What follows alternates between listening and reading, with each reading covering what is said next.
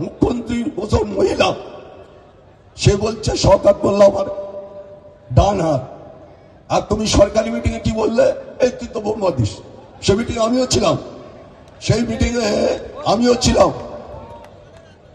বলছে bus terminal করবে কোথায়? জীবনতলা। বলে আচ্ছা, মানে কি রহস্যটা করলেন? আচ্ছা তুই বাস স্ট্যান্ড করবি, তুই তো বোমা দিস। একদম মমতা বন্দ্যোপাধ্যায়ের সামনাসামনি বসেছিলাম, এমন নাটক করে বলছে মুখ্যমন্ত্রী, বলে আচ্ছা তুই তো বোমা দিস, এরকম করে বলছে।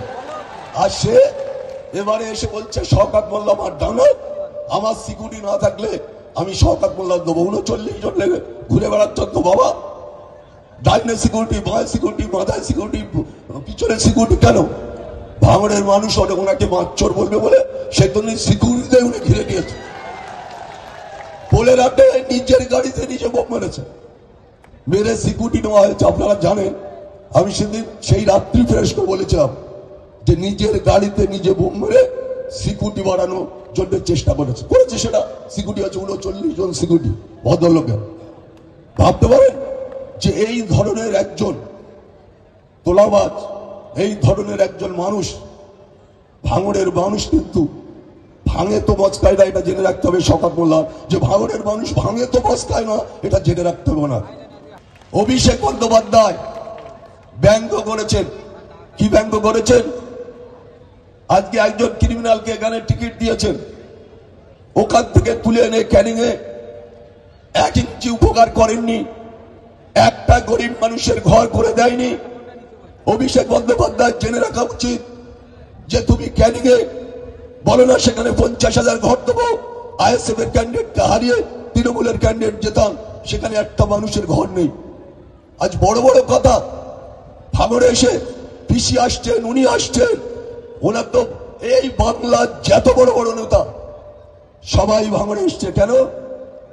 একজন খুনি, একজন তোলাবাজ, তাকে জেতাতে হবে। ভাঙড় থেকে কোটি কোটি টাকা মুখ্যমন্ত্রীর বাড়িতে পৌঁছবে, সেই জন্য শওকত মোল্লার মতো লোকে জেতাতে হবে।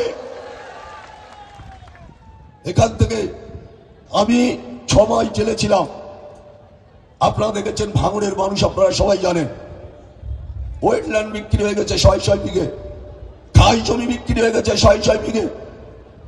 আজকে খালের পাড় পর্যন্ত, নদীর পাড় পর্যন্ত বিক্রি করে দিয়েছে এই শওকত মোল্লা। উনি বলছে আমি সোনার ভাঙড় গড়ে দেবো। এতদিন কোথায় ছিলে বাবা? তোমার সোনার ক্যারিংটা গড়ে এসে ভাঙড়ের মানুষের কাছে ভরছ। নির্লজ্জ অপদার্থ কোথাকার। নির্লজ্জ না হলে সেখানে বলছে আমি সোনার ভাঙড় গড়ে দেবো। তুমি কি কি ভাঙড়ের মানুষ হাড়ে হাড়ে জানে। তুমি এখানে তোলা তুলতে এসছো, মানুষকে খুন করতে এসছো, মানুষের বাড়ি গিয়ে জুলুম চালাচ্ছ।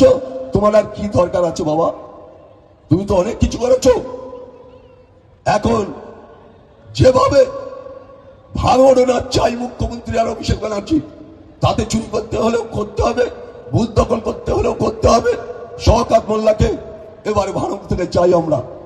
তাই কালকে অভিষেক ব্যানার্জি যে কথাগুলো বলেছে, আপনারা আমার, এখন আপনারা আমার ফ্যামিলির লোক হিসাবে আপনাদের কাছে আমি বলবো, ও মনে করেছে যেই কথাটা বললে আরাবুল, আইএসএফরা আরাবুলের সাথে ভালো সম্পর্ক রাখবে না। আরে খুনি তো এখানে ভাঙড়ে, আমি যতদিন রাজনীতিতে ছিলাম তখন ভাঙড়ের মাটিতে খুন হয়নি, কোন জায়গায় জুলুম হয়নি, অত্যাচার হয়নি।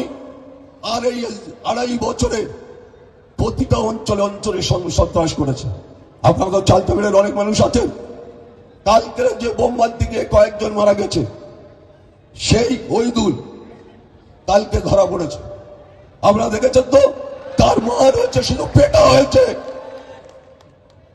এত বড় বড় কথা, এই অমুক দেখে নেবো, অমুক রাস্তায় বেরোলে পিটে দেবো, অমুক অমুক জায়গায় কিছু করলে তার ধরে নেবো, এত বাজে মন্তব্য। তাই গ্রামের মানুষ কালকে ওনারা দাওয়াই দিয়েছে, গ্রামের মানুষ। ভাইজান ভাঙড়ে জিতবে, আমি বলছি লক্ষাধিক ভোটে ভাইজান জিতবে, এটা আপনারা জেনে রাখুন। বুথে চেটা ফেলতে পারবে না তৃণমূলের যারা নেতৃত্ব আছে, একটা বুথে চেটা ফেলতে পারবে না। আমি এই সোনপুর বাজারে দাঁড়িয়ে বলছি, যে যিনি বলছেন আমি এখান থেকে জিতবো, তার বৃথা স্বপ্ন দেখে লাভ নেই। এখানে আইএসএফ জিতবে, জিতেছে, জিতবে, লড়াই হবে, বুথে বুথে লড়াই হবে, দাঁড়াবার জায়গা পাবে না। আমি শুধু আপনাদের কাছে বলবো, আমরা দেখেছি গত পঞ্চায়েত নির্বাচনে আইএসএফ থেকে আইএসএফ এর কয়েকজন মারা গেছে। আমি খুব ব্যথিত, তাদের ফ্যামিলির সাথে আমি কথা বলেছি। যাবার ভুল, আমি তো ওই সময়টায় আমি ছিলাম না। টোটালটা ক্যানিং থেকে বাইরের লোক এসে গুলি করে কয়েকজনকে মেরেছে। আমাদেরও কয়েকজন ছেলে মারা গেছিল সেই সময়, আমি তখন তৃণমূলে থাকি। তাই আমি সেই মায়েদের বোনেদের তাদের কাছে গিয়ে আমি ভুল স্বীকার করেছি। যদি আমি ভুল করে থাকি আপনারা আমারে মাফ করে দেবেন। ক্যানিং একটা কথা আপনাদের বলি, যে ক্যানিংও যেভাবে আমি যেখানে যেখানে যাচ্ছি সেখানে লকডাউন করে দিচ্ছে। যেখানে প্রচার, গুরুত্বপূর্ণ দিনে একটা প্রচার করব, সেখানে থানা থেকে লকডাউন করে দেওয়া হচ্ছে। থানা অফিসাররা তারা পর্যন্ত দাবিদারি করছে সরকার কল্যাণ কথা। আপনাদের মনে রাখতে হবে, লকডাউন ফাউন করে কিছু লাভ নেই। ক্যানিং আরাবুল ইসলাম জিতবে, এটা এদের আইএসএফ জেনে রাখা, তৃণমূলদের জেনে রাখা উচিত যে ক্যানিং আরাবুল ইসলাম জিতবে। যাই করুক, লকডাউন করুক, মানুষের উপরে জুলুম চালাক, মানুষকে বাড়ি থেকে বেরোতে দেওয়া হয় না, মানুষের উপরে অত্যাচার। ইতিমধ্যে দুখানা বাড়ি জ্বালিয়ে দেওয়া হয়েছে। আজকে পুকুরে মানে ছোট ছোট ভেড়ি দখল হচ্ছে, যে কেন আরাবুলের সাথে মিটিং করছো তুমি। এই ধরনের চক্রান্ত চলছে। ভাঙড়ে সেটা হবে না। ভাঙড়ে বুথে বুথে ওরা সব বুথে এজেন্টও দিতে পারবে না, এটা মাথায় রাখতে হবে।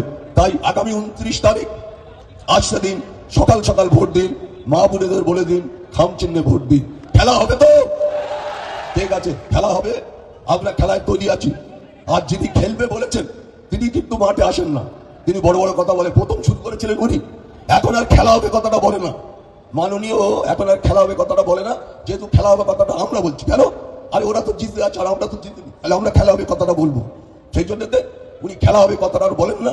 খেলা আমরাই খেলবো, আর ওনাদের 5-7টা করে গোল দিয়ে ভাঙড় থেকে দাঁড়িয়ে একেবারে ক্যানিং এর চড়ে আমরা পৌঁছে দেবো ওনাকে, এটা মাথায় রাখতে হবে। তাই জানি আগামী 29 তারিখ আপনারা দায়িত্ব নিয়ে ভাঙড়ে প্রায় 290টা বুথ, এই বুথে 13টা অঞ্চল, সবাই দায়িত্ব নিয়ে বুথে বুঝে বসে এমন শিক্ষা দেবে যেন তৃণমূলরা ওই দিনে ঝান্ডা না লাগাতে পারে। বুঝে বুঝতে বুথে বুথে ঝান্ডা না লাগাতে পারে এমন শিক্ষা ওদের দেবে।